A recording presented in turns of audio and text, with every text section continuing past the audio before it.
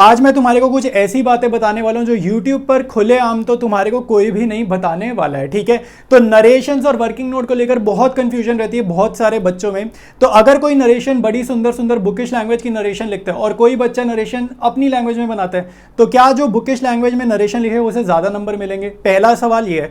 दूसरा सवाल ये आता है कि हमें वर्किंग नोट बनाना कैसे? क्या वर्किंग नोट की प्रेजेंटेशन इंपॉर्टेंट है? क्या वर्किंग नोट हमें साफ सुथरा सुंदर बनाने जैसे बुक्स में हम वर्किंग नोट देखते हैं? तो ये जो सवाल हैं और वर्किंग नोट के कितने मार्क्स होते हैं, ये जो तुम्हारे दिमाग में सवाल आ रहे हैं, इन सभी सवालों के मैं तुम्हारे को बहुत साफ साफ जवाब दूंगा विद प्रूफ।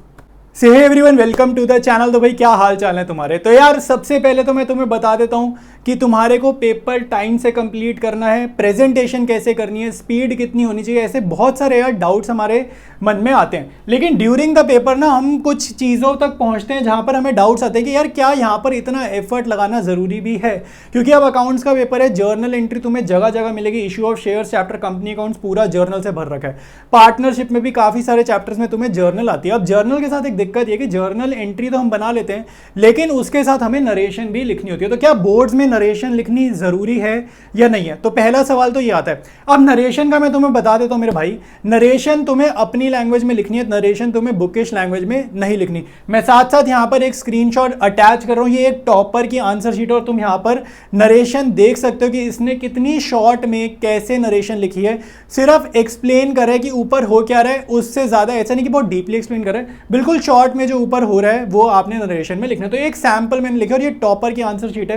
तो अगर टॉपर ऐसे नरेशन लिख के टॉप कर रहा है तो यार तुम क्यों नरेशन की टेंशन लेते हो? ठीक है, नरेशन का पहला पॉइंट डन है। नरेशन तुम्हारे को क्लियर हो जाना चाहिए यार, चाहे तुम स्कूल एग्जाम्स हो, बोर्ड एग्जाम्स हो, नरेशन अपनी लैंग्वेज में लिख कर आना और शॉर्ट में लिख कर आना, ठीक है। दूसरी चीज है फॉर्मेट वर्किंग नोट का कैसे बनाते हैं। देखो सबसे पहली बात मैं क्लियर कर देता हूं, तुम्हारे को वर्किंग नोट के मार्क्स नहीं मिलने वाले। सीबीएसई की कोई ऑफिशियल गाइडलाइन नहीं है कि वर्किंग नोट में आपको ऐसा फॉर्मेट बनाना है या वैसा फॉर्मेट बनाना है। वर्किंग नोट का मतलब समझो यार, होता क्या, जैसे कोई भी क्वेश्चन हमें सॉल्व करना है तो जो रफ वर्क करते हैं हम लोग, वो हम अकाउंट्स में उस रफ वर्क को क्या बोल देते हैं? वर्किंग नोट बोल देते हैं, ठीक है। तो अब हर कोई अपनी वर्किंग अपने स्टाइल से कर सकता है। सीबीएसई का कोई ऑफिशियल फॉर्मेट नहीं, मैं तुम्हें बता चुका हूँ। वर्किंग नोट के कोई मार्क्स नहीं होते, जीरो मार्क्स अलॉट होते हैं वर्किंग नोट के। मैं यहाँ पर स्क्रीनशॉट अटैच करूँ, ये स्क्रीनशॉट मेरा नहीं है यार, ये प्रिंटेड शीट मेरी नहीं है। ये कौन सी प्रिंटेड शीट है मैं तुम्हें बता देता हूँ। सीबीएसई जो सैंपल पेपर रिलीज करता है तो उसकी जो मार्किंग स्कीम आती है ना, जो आंसर की आती है, उसका सीबीएसई के ऑफिशियल सैंपल पेपर का आंसर की है और वहां पर ये लिखा हुआ है कि no marks to be allotted for working note, ठीक है। तो अब इसका मतलब ये नहीं है, तुम इसको गलत वे में मत लेकर जाना कि मैं तो वर्किंग नोट बनाऊंगा नहीं। अब तुम्हें कैसे वर्किंग नोट पेपर में बनाना है मैं तुम्हें बता रहा हूँ। ऐसा बना के आना जैसे मैं बता रहा हूँ, ऐसा अगर बना के आओगे तो तुम्हें वर्किंग नोट में अच्छे मार्क्स मिल जाएंगे, मतलब पूरे क्वेश्चन में फुल मार्क्स मिलेंगे। वर्किंग नोट के तो मार्क्स नहीं है, ठीक है।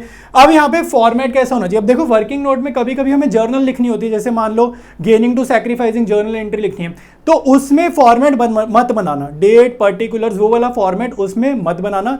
इवन वहां पर तुम नरेशन भी स्किप कर सकते हो। वर्किंग नोट के अंदर तुम जो जर्नल लिखोगे ना, सिंपली डेबिट क्या हो रहा है, क्रेडिट क्या हो रहा है और अमाउंट्स लिख देना। नरेशन वहां पे लिख देना, नहीं लिखना कोई फर्क नहीं पड़ता। और फॉर्मेट तो पक्का बनाने की जरूरत नहीं है, वो जो डेट पर्टिकुलर्स एलएफ वाला फॉर्मेट है वो तो बनाने की जरूरत नहीं है। वर्किंग नोट के अंदर जर्नल कैसे करना मैंने बता दिया। कैलकुलेशन भाई तुम अपने माइंड में जितनी कर सकते हो उतनी माइंड में कर लेना। जो कैलकुलेशन तुम्हें लिखने की जरूरत है सिर्फ वही तुम वर्किंग नोट में लिखना। ज्यादा कैलकुलेशन ये मत सोचो कि मैं वर्किंग नोट बहुत लंबा लंबा बनाऊंगा, बिल्कुल डीपली एक्सप्लेन करूंगा तो मुझे ज्यादा नंबर मिलेंगे, ऐसा नहीं होने वाला।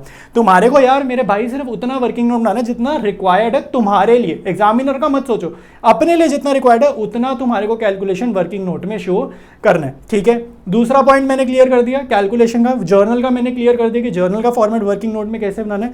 तीसरी बात आती है past adjustment table. Fundamental chapter में एक टॉपिक था पास्ट एडजस्टमेंट का, जैसे गारंटी एक टॉपिक था वैसे एक टॉपिक था पास्ट एडजस्टमेंट का, जिसमें हमें एक जर्नल एंट्री पास करनी होती थी। जर्नल एंट्री फेयर वर्क में जाती थी और एडजस्टमेंट टेबल तुम्हारा वर्किंग नोट में जाता था। याद करो फर्स्ट चैप्टर फंडामेंटल्स की बात करो पार्टनरशिप बुक से। अब इसके ना डिफरेंट ट्रीटमेंट है। किसी किसी बुक्स में डेबिट क्रेडिट वाला मेथड है कि मतलब पार्टनर के नीचे 2 कॉलम बनते हैं डेबिट क्रेडिट और फर्म के नीचे 2 कॉलम बनते हैं डेबिट और क्रेडिट, ठीक है। और कुछ कुछ टीचर्स या कुछ कुछ बुक्स में कैसे है प्लस माइनस वाला, ठीक है, डेबिट क्रेडिट नहीं, प्लस माइनस करके तुम आंसर करते हो। अब भाई कौन सा मेथड करें, पास्ट एडजस्टमेंट टेबल हम कौन सा मेथड यूज करें, तो बहुत ध्यान से सुनना, मैं बिल्कुल साफ साफ बोल रहा हूं तुम्हारे लिए। तुम कोई भी मेथड यूज कर सकते हो, कुछ भी डिफाइन नहीं है कि आप वर्किंग नोट कैसे होते हो, ये अल्टीमेटली यार बनना तो वर्किंग नोट में, तो वर्किंग नोट में तो तुम्हारे ऊपर है कि तुम कौन सा मेथड यूज करते हो। तो उसमें एक जो फर्म का या जो आखिरी कॉलम होता था ना पार्टनर्स के बाद, फर्म और टोटल वाला कॉलम, वो भी बनाना ऑप्शनल होता है, तुम्हारी मर्जी तुम बनाओ या ना बनाओ। डेबिट क्रेडिट वाला मेथड तुम्हें इजी लगता है तुम वो यूज करो, प्लस माइनस वाला मेथड तुम्हें इजी लगता है तुम वो यूज करो, ठीक है। कोई भी मेथड अपनी चॉइस से अपनी मर्जी से तुम यूज कर सकते हो, क्योंकि ये वर्किंग नोट में बनता है तो यहाँ पर तुम्हारे पास फ्रीडम रहने वाली है। मेन की क्या है कि ये वर्किंग नोट में बनता है, अदरवाइज तो हम वही फॉर्मेट फॉलो करते जो बुक्स में होता है, लेकिन क्योंकि वर्किंग नोट में तो अपने पास बहुत बढ़िया यहाँ पर फ्रीडम मिल गई है। 2 बातें क्लियर कर दी मैंने, नरेशंस की क्लियर कर दी, वर्किंग नोट के फॉर्मेट की कर दी, ठीक है। तीसरी जो इंपॉर्टेंट चीज़ है जो तुम्हारे को आई थिंक नहीं पता है, वो होती है स्पीड और प्रेजेंटेशन की। अब हमारा पेपर 3 घंटे का है, मुझे एक बात बताओ, तुम्हारे लिए पेपर में क्या जरूरी है, तुम्हारे लिए क्या जरूरी है, तुम अपने पॉइंट ऑफ व्यू से बताओ, एग्जामिनर को 2 मिनट के लिए साइड करो, तुम अपना बताओ, क्या तुम्हारे लिए जरूरी है पेपर कंप्लीट करना, या तुम्हारे लिए जरूरी है कि जितने क्वेश्चन मैं करके आया उतना साफ सुथरा सुंदर एग्जामिनर को दिखना चाहिए, तुम्हारे लिए क्या इंपॉर्टेंट है। अल्टीमेट गोल यार हम सभी का एक ही है कि हमें ज्यादा नंबर लाने, मैक्सिमम मार्क्स लाने हैं। तो मैक्सिमम मार्क्स लाने के लिए करना क्या होगा, तुम्हारे को मैक्सिमम पेपर कंप्लीट करना होगा। खुद सोचो, तो अल्टीमेटली अगर तुम्हारी हैंडराइटिंग खराब है जिस वजह से तुम्हारी प्रेजेंटेशन कॉम्प्रोमाइज अगर हो रही है, तो तुम्हारे को कोई दिक्कत नहीं लेनी, तुम्हें स्पीड पर ही फोकस करना है, तुम्हारे को पेपर अपना पूरा करना है हर हालत में। तो ऐसा नहीं करना कि भाई प्रेजेंटेशन तो अच्छी कर दी लेकिन तुम्हारा पेपर छूट गया, वो सबसे ब्लंडर है, सबसे वर्स्ट मिस्टेक है जो तुम कर सकते हो, ठीक है।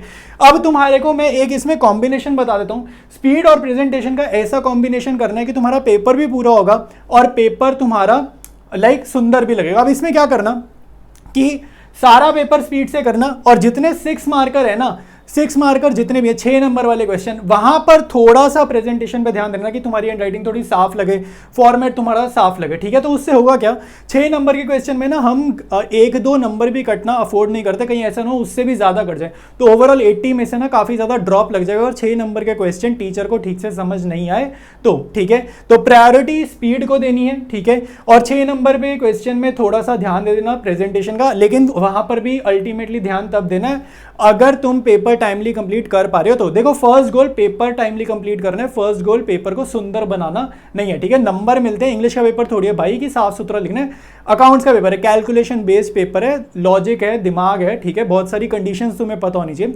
तो अल्टीमेट गोल अपना पेपर सही कर कर आना है और पूरा कर कर आना है, ठीक है। तो स्पीड और प्रेजेंटेशन में मुझे लगता है तुम्हारा डाउट क्लियर हो गया होगा। तो मेरे हिसाब से ये 3 चीजें थी जिसकी कंफ्यूजन तुम में से काफी बच्चों को रही होगी कि कहां पर क्या करना है, और ड्यूरिंग एग्जाम मैंने सारी की सारी जो भी तुम हर्डल्स पे, जो भी मुसीबतें तुम्हारे पे आएंगी ड्यूरिंग एग्जाम, वो सारी चीजें मैंने तुम्हें बता दी हैं। अब एक बोनस टिप मैं तुम्हें दूं, अगर बोनस टिप चाहिए तो अभी सुनते रहो।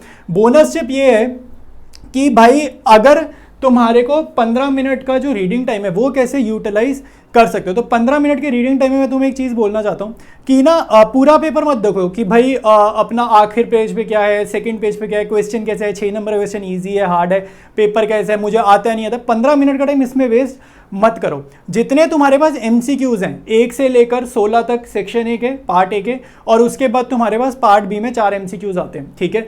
तो पार्ट ए और पार्ट बी के जो MCQs है ना, रीडिंग टाइम में कोशिश करो वो तुम ओरली जितने सॉल्व कर पाओ, जितना तुम समझ पाओ उनके आंसर दिमाग में निकाल लो, ठीक है, ताकि जब लिखने का टाइम है, जब तुम्हारा पेपर स्टार्ट हो, MCQs तुम्हारे फटाफट से मैक्सिमम जितने सॉल्व तुम कर पाओ हो जाए, ठीक है। तो उससे क्या होगा, तुम रीडिंग टाइम को भी ना यूटिलाइज कर लोगे। लोगों का पेपर 3 घंटे का होगा लेकिन तुम्हें 3 घंटे 15 मिनट मिलेंगे, क्यों? क्योंकि तुमने रीडिंग टाइम में भी पेपर को सॉल्व करा। पेपर को रीड मत करो, पेपर को सॉल्व करो। और क्या सॉल्व करोगे? MCQs, ठीक है। तो इससे तुम्हारा पेपर और जल्दी कंप्लीट होगा और अच्छे तरीके से तुम्हारे बढ़िया नंबर आ जाएंगे, ठीक है। तो उम्मीद करता हूं यार आज का वीडियो तुम्हारे लिए हेल्पफुल रहा होगा, और हेल्पफुल रहा है तो यार वीडियो को तुमने लाइक करना और इस वीडियो को अपने दोस्तों के साथ शेयर जरूर करना, ताकि उन तक भी यार मेरे ये वीडियो पहुंचे, ठीक है। मेरे चैनल की भी ग्रोथ होगी, मुझे भी मोटिवेशन मिलेगी, और तुम्हारे जैसे जितने भी मेरे स्टूडेंट्स हैं सबको कुछ ना कुछ बेनिफिट जरूर होगा।